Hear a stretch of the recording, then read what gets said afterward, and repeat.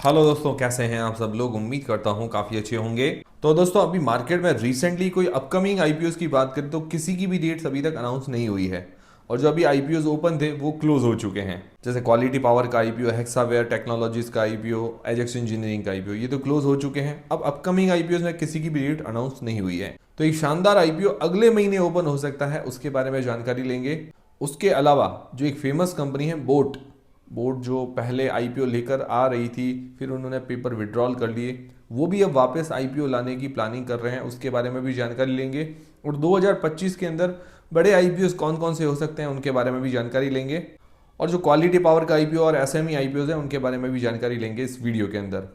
तो सबसे पहले बात करें जो नेक्स्ट मंथ, अगले महीने कोई एक शानदार आईपीओ जिसकी आने की संभावनाएं नजर आ रही है। जी हाँ, जो अगले महीने आईपीओ आ सकता है वो है एनएसडीएल का IPO, national security depository limited. तो ये आईपीओ टोटल 3,000 करोड़ रुपए का इश्यू साइज का हो सकता है, काफी बड़ा इश्यू साइज है।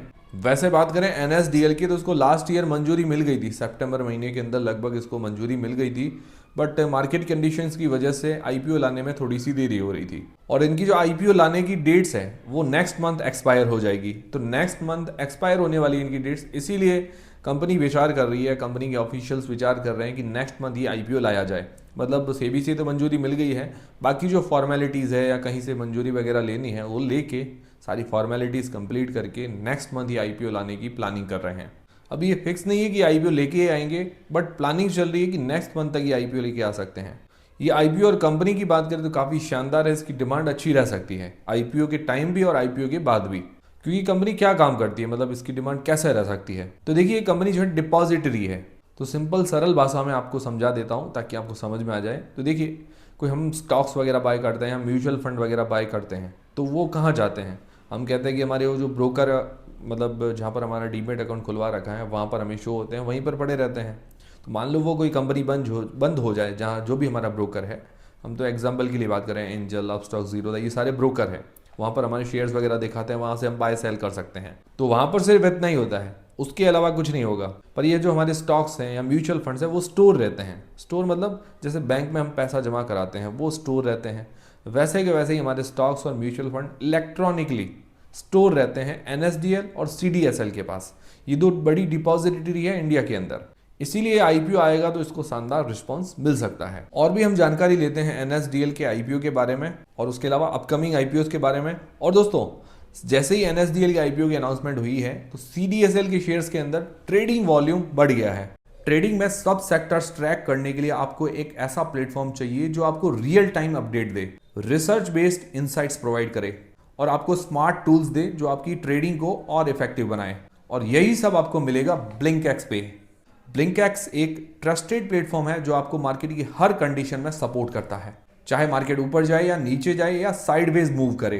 ब्लिंकएक्स आपको रिसर्च कॉल्स, एक्सपर्ट इंसाइट्स और एडवांस टूल्स प्रोवाइड करता है जो आपको हर मूव का पूरा फायदा उठाने में मदद करता है। और सबसे बेस्ट पार्ट, जीरो ब्रोकरेज। आप NSE, FNO, equity delivery, equity intraday and IPOs में अनलिमिटेड ट्रेड कर सकते हैं, वो भी एक्स्ट्रा चार्जेस की टेंशन के बिना। ब्लिंकएक्स के प्लान बहुत अफोर्डेबल है, 249 रुपीज 2 मंथ्स के लिए और 599 रुपीज 6 मंथ्स के लिए और 899 फॉर होल ईयर। तो बजट फ्रेंडली है ना। और हाँ, ब्लिंकएक्स आपको customisable dashboard, strategy builder tool, real time market updates और सुपर स्मार्ट वॉच लिस्ट जैसे एडवांस टूल्स भी प्रोवाइड करता है। साथ ही रिसर्च कॉल्स के थ्रू आपको पता लगेगा कब एंटर करना है, टॉप लॉस कहां सेट करना है, किस टारगेट पे एग्जिट करना है, सब क्लियर टाइम फ्रेम के साथ। तो मार्केट अपॉर्चुनिटी का पूरा फायदा उठाओ ब्लिंकएक्स के साथ। It's a trader thing. तो लिंक डिस्क्रिप्शन के अंदर है, लिंक पर जाकर अपने ट्रेड्स को और स्मार्टर बनाओ। तो ये सीडीएसएल के अंदर जो ट्रेडिंग वॉल्यूम बढ़ा है वो एनएसडीएल के आईपीओ की अनाउंसमेंट के कारण बढ़ा है कि भाई अगले महीने आईपीओ आ सकता है, इस कारण। अब एनएसडीएल और सीडीएसएल में क्या समानता है, तो दोनों ही डिपॉजिटरी हैं और इंडिया की दो बड़ी डिपॉजिटरी कहें या लार्जेस्ट डिपॉजिटरी कहें तो यही है, एनएसडीएल और सीडीएसएल। और दोनों ही मोनोपोली है। मोनोपोली मतलब, और अभी इसके बिजनेस के अंदर कोई भी टक्कर के अंदर तो है नहीं। तो जो मोनोपोली बिजनेस होते हैं उनकी डिमांड काफ़ी अच्छी रहती है। और एनएसडीएल की बात करें तो one of the largest depository है वर्ल्ड के अंदर।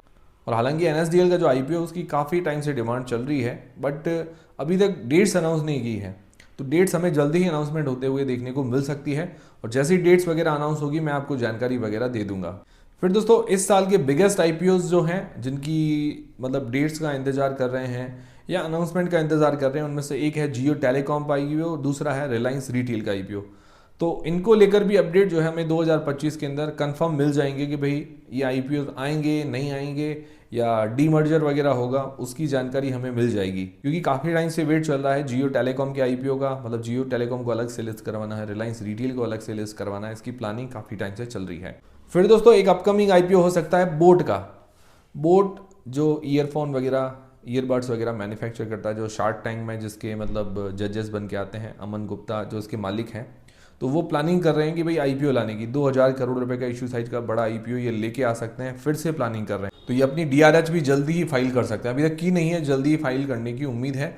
और पहले भी इन्होंने 2022 के अंदर अपनी डीआरएच भी फाइल की थी, पर मार्केट कंडीशंस की वजह से उन्होंने अपने डीआरएच भी वापस विड्रॉल कर ली, मतलब वापस वो आईपीओ लाने की उनकी प्लानिंग नहीं थी। 2022 के बाद अब वापस 2025 के अंदर ये अपना आईपीओ लाने की संभावनाएं जता रहे हैं कि भाई आईपीओ लेके आ सकते हैं, डीआरएच भी फाइल कर सकते हैं।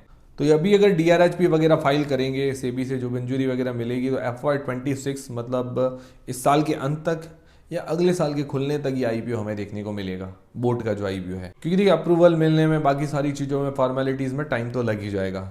तो ये आईपीओ अगर आएगा तो प्लानिंग ऐसी चल रही है कि 2000 करोड़ रुपए का इश्यू साइज का ये आईपीओ आ सकता है। और बात करें बोट की, तो बोट के ईयरफोन्स वगैरह हैं या हेडफोन्स हैं, जो भी नेक बैंड है, काफ़ी फेमस हुए हैं अभी रिसेंटली 2-3 सालों में। देखिए तो बोट ने काफ़ी अच्छा नाम कमाया है, और जैसे नाम भी हुआ उसके अलावा क्वालिटी भी है इनके पास, और कम प्राइस में ये जो चीज़ें मिलती हैं, लोगों तक पहुंच है, मिडिल क्लास लोगों के पास, लोअर मिडिल क्लास या अपर मिडिल क्लास भी कहें तो सबके पास रीच है इसकी बोट की।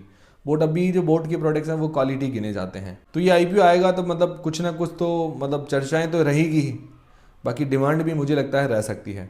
फिर दोस्तों क्वालिटी पावर इलेक्ट्रिकल इक्विपमेंट का जो आईपीओ है अभी रिसेंटली क्लोज हुआ है, इसका अलॉटमेंट स्टेटस आ चुका है। 19 फरवरी को आया था अलॉटमेंट स्टेटस लिंकिंग टाइम की वेबसाइट पर। अगर अभी तक आपने चेक नहीं किया तो चेक वगैरह कर लीजिए। अब इसकी जो लिस्टिंग डेट है वो है 24 फरवरी को, मंडे को ये शेयर मार्केट के अंदर लिस्ट हो जाएगा। तो इसकी जो लिस्टिंग डेट स्ट्रैटेजी है उस पर आपको जल्दी ही वीडियो मिल जाएगा। भाई 24 तारीख को ये लिस्ट होगा मंडे को, तो कल तक या परसों तक मैं आपको वीडियो दे दूंगा।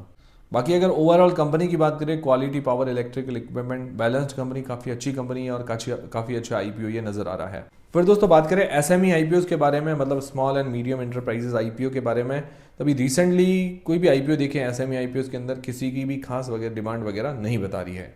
तो दोस्तों ये थे सारे आईपीओ के अपडेट्स। जैसे ही एनएसडीएल आईपीओ के बारे में कोई अपडेट आता है, डेट्स की अनाउंसमेंट होती है, तो मैं आपको जानकारी दे दूंगा। इसीलिए हमसे जुड़े रहिए। टेलीग्राम, व्हाट्सएप चैनल सबकी लिंक डिस्क्रिप्शन के अंदर, वो भी ज्वाइन कर लीजिए। बोट आईपीओ को लेकर कोई अपडेट आता है तो उसके बारे में भी जानकारी दे दूंगा। हालांकि बोट आईपीओ तो अभी टाइम लगेगा, पर डीआरएचपी वगैरह जब फाइल करेंगे तो मैं आपको जानकारी वगैरह प्रोवाइड करवा दूंगा। बाकी quality power electrical equipment listing day strategy पर कल या परसों तक आपको वीडियो मिल जाएगा। बाकी किसी की भी डेट्स अनाउंस होती है, कोई भी आईपीओ वगैरह आता है तो मैं आपको जानकारी दे दूंगा। हमसे जुड़े रहिए। टेलीग्राम, इंस्टाग्राम, व्हाट्सएप चैनल और ब्लिंकएक्स, उसकी लिंक डिस्क्रिप्शन के अंदर है, चेकआउट करना मत भूलिएगा ब्लिंकएक्स को। मिलते हैं दोस्तों अगले वीडियो के अंदर।